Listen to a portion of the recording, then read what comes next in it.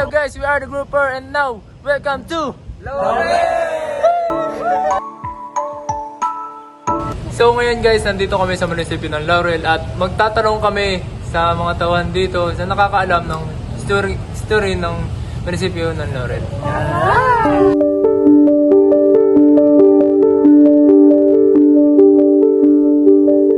Guys, nandito po kami ngayon sa munisipyo ng Laurel at kakausap po kami ng isang kawani ng munisipyo ng Laurel.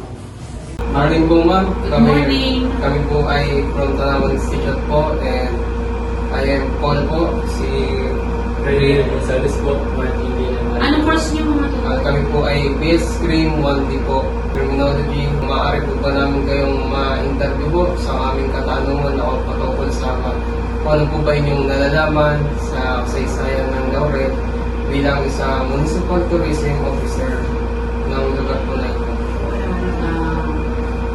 Sa aking pagkakaalam, ang bayan ng Laurel ay dating barangay na nasasakupan ng bayan ng Talisay. Barangay Bayuyungan ng Laurel ng araw. So, noong 1965, nagkaroon ng midnight proclamation si Pangulong Diosdado Macapagal na maging isang ganap na bayan ang Bayuyungan. Subalit, dahil kinu-question yung legalidad nung pag-create ng Laurel, doon ay Bayuyungan pa ang tawag, dahil dapat ay kongreso. Naniniwala sila na ang kongres lamang ang pwedeng makapagpasa ng batas for the creation of municipality.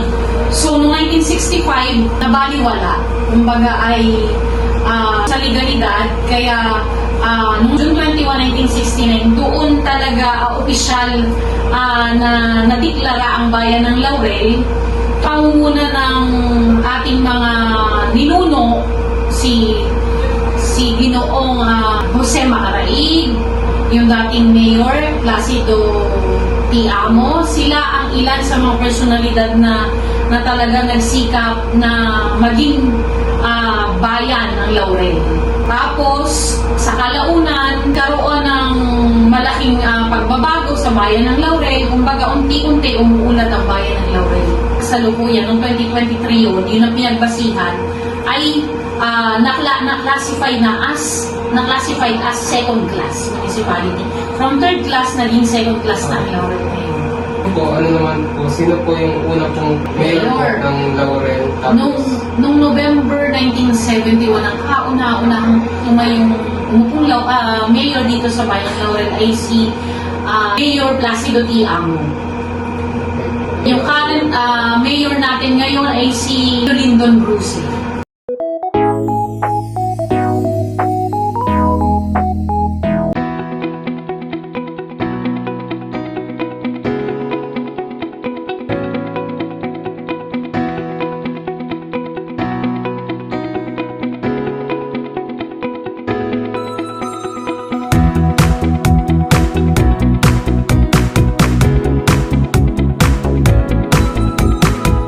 At lumipad ang aming team papunta sa Laurel para alamin ang historical ng Simbahang Bato. So ngayon, lalabas kami para mag-interview ng about sa history ng Simbahang Bato. Ayun guys, nandito kami sa Simbahang Bato kasama si ate para tanungin ang history ng Simbahang Bato. So ate, ano nga palang nangyari sa Simbahang Bato? Yan po ay since na ganyan Simbahang Bato. Ay dati po yung tirahan ng mga paniki, talian ng mga kambing. Tapos may mga nagbigay po ng mga imahen, saka yung mga upuan. Inayos nila yung harap ng simbahan. Ngayon po, nagparito yung mga vlogger na itong wala tayong masimbahan na mag-pandemic. Yan po ang mga vlogger po nagpasikat dito sa TikTok at sa Facebook. Kaya po, yan ay natuklasan ng maraming tao. Sobrang dami pong tao na parito. Ngayon lang pong mag-Christine, parang nabawasan yung tao dahil kami po ay nasalanta ni Christine. Maraming landslide at namatay na tao dito sa amin. Yun, so po, nalaman po natin ang Simbahang Bato pala po dati ay tirahan po lamang ng paniki at saka talian ng mga baka at kambing. Ngayon po, ang Simbahang Bato ay dati daw pong talian lang ng mga baka, kambing. Kaya po ito nakilala ay gawa ng vlogger sumikat ito sa TikTok, sa Facebook, kaya ito ay dinadayo na. Nasalantalan to ng Christine, kaya umunti na yung mga napunta.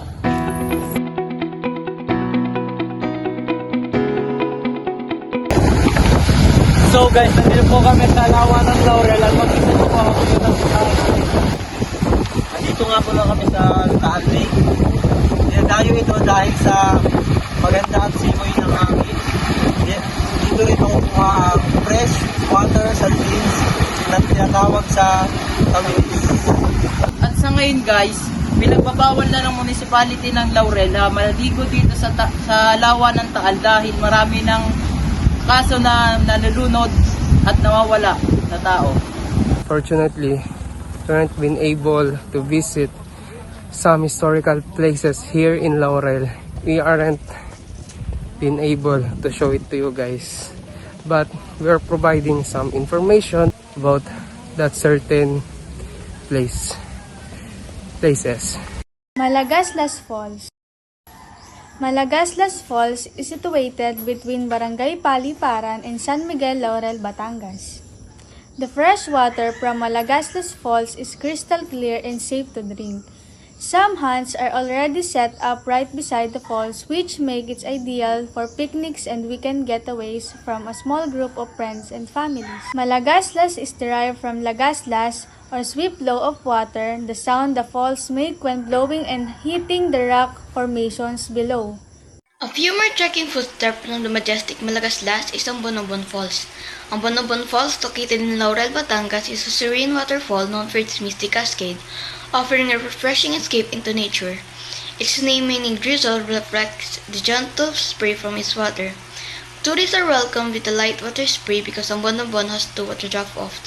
The first coming from a towering boulder that showers clear water from higher ground, while the second is creating a gentle mist that greets the tourists upon their arrival. Nestled within the Taal Lake ecosystem, the falls are fed by natural springs and surrounded by lush forests. Like Malagaslas, ang Bonobon Falls is also blessed with crystal clear water which make for a pleasurable swimming experience, though the water might get muddy especially during the rainy season due to flooding. Culture and tradition in Laurel. Aquaculture. Taal Lake in Laurel, Batangas is a significant site for aquaculture, playing a vital role in the local economy and food supply. The lake formed within a volcanic caldera provides a unique and fertile environment for fishing, farming, particularly for species like tilapia and bangos, millfish. The aquaculture industry here has flourished due to the lake's rich nutrient content and ideal water condition, fostering rapid fish growth and high yields. Local fish farmers have developed sustainable practices to ensure the long-term health of the lake while meeting the growing demand for fresh fish in the region.